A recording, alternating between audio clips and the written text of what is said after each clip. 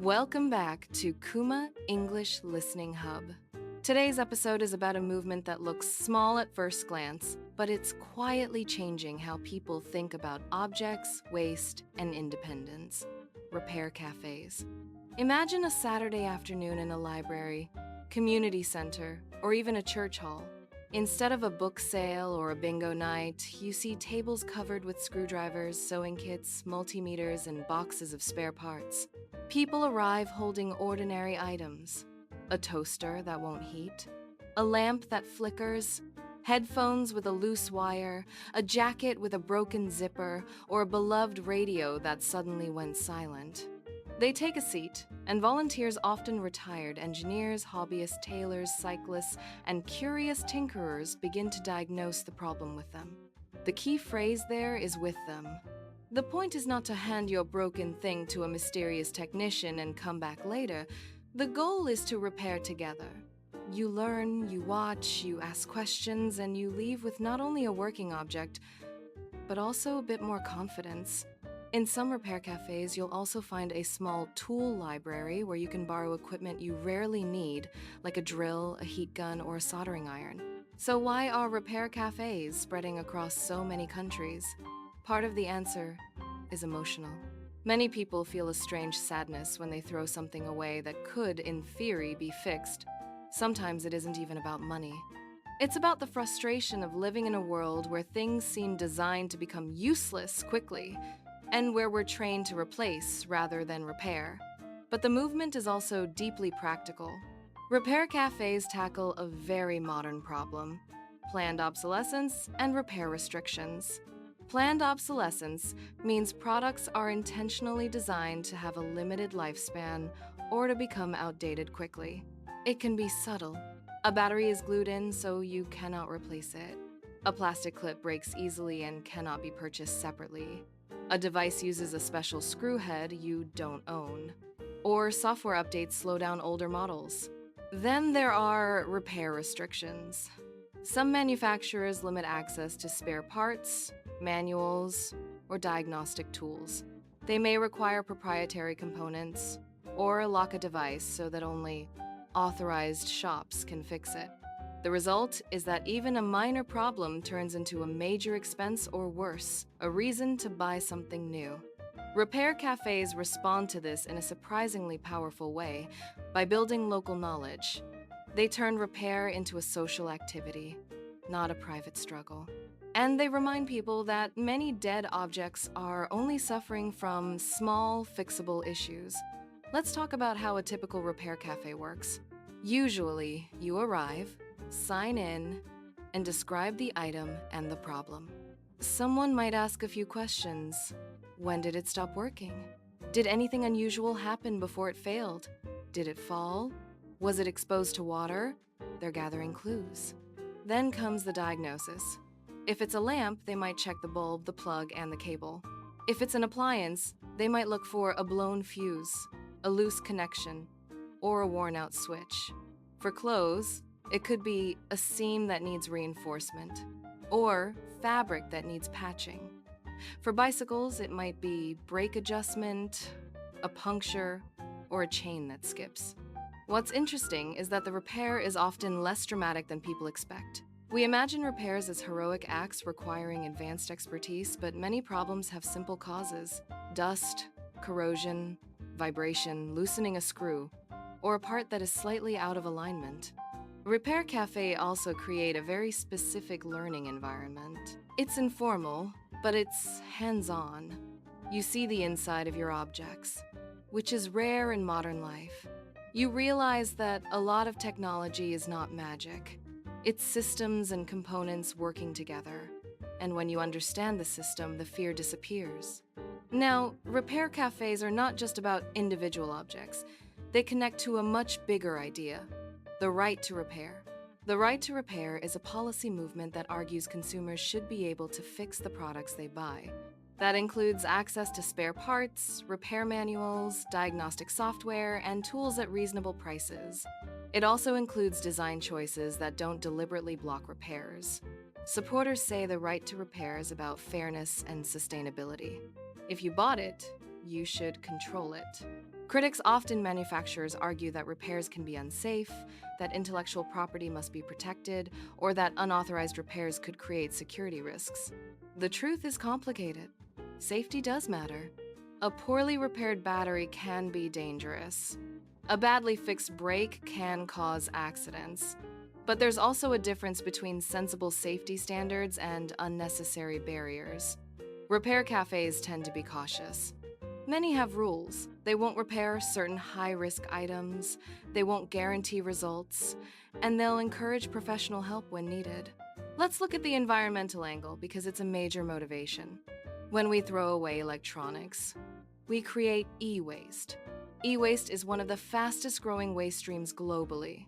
Devices contain valuable materials like copper, gold, and rare earth metals, but they also contain hazardous substances. Recycling helps, but recycling is not a perfect solution. It often requires energy-intensive processes, and not everything gets recovered. Repair, on the other hand, extends the life of an object. And extending the life of products is often the most effective way to reduce their environmental footprint because manufacturing is usually the biggest source of emissions and resource use. Keeping a device for an extra 2 years can matter more than choosing a slightly greener replacement. There's also a social dimension. Repair cafes reduce isolation. In many places, people live near each other but rarely interact. A repair cafe gives them a reason to meet. Conversations happen naturally. Someone shares a story about a coffee maker they've used for 10 years, or a jacket inherited from a parent. Objects carry memories, and repairing them can feel like preserving a piece of personal history. In addition, repair cafes can be unexpectedly empowering. When someone learns to replace a zipper, solder a wire, or clean a corroded contact, they gain a sense of agency. Agency means feeling capable of influencing your world. It's the opposite of helplessness. Of course, repair cafes face real challenges. One challenge is parts. Even if you have the skills, you still need components. If a manufacturer refuses to sell a small part, the repair can become impossible. Some repair cafes collaborate with local shops or build informal networks to source parts, but it's still a limitation. Another challenge is time. Volunteers are generous, but they're not an endless resource. Certain repairs take hours and require specialist equipment. A repair cafe might be able to fix a loose wire, but not replace a complex circuit board. That's why many repair cafes focus on high-impact, low-barrier, fixes repairs that are safe, teachable, and likely to succeed. Then there's the cultural challenge. Many people have forgotten how to repair. In some families, basic fixing skills were passed down naturally. In others, the knowledge disappeared as products got cheaper and services got more specialized. Repair cafes become a place where that lost knowledge can reappear. Now let's get very concrete. What kinds of items are most commonly repaired? Small household electronics are big. Lamps, fans, radios, kettles, and mixers. Clothing is another major category. Buttons, seams, tears, and zippers. Bicycles are also popular, especially in cities where cycling is common. Some repair cafes even host sessions for sharpening knives or repairing furniture. And what are the most common problems? For electronics, it's often cables, plugs, switches, and dirty contacts. For clothes, it's stress points, elbows, knees, pockets, and hems. For bikes, it's tires, brakes, and chain maintenance. A useful phrase you'll hear in repair culture is diagnose before you replace. In daily life, people often do the opposite, replace before they diagnose. If something doesn't work, they assume it's beyond saving. Repair cafes encourage a calmer approach. Test the simplest possibility first. Is it plugged in? Is the battery dead? Is the connection loose? This mindset is valuable beyond repairs. It's a general way of thinking. Don't jump to the most expensive conclusion. Repair cafes also change how people shop. After you've seen how products are built, you begin to notice design decisions.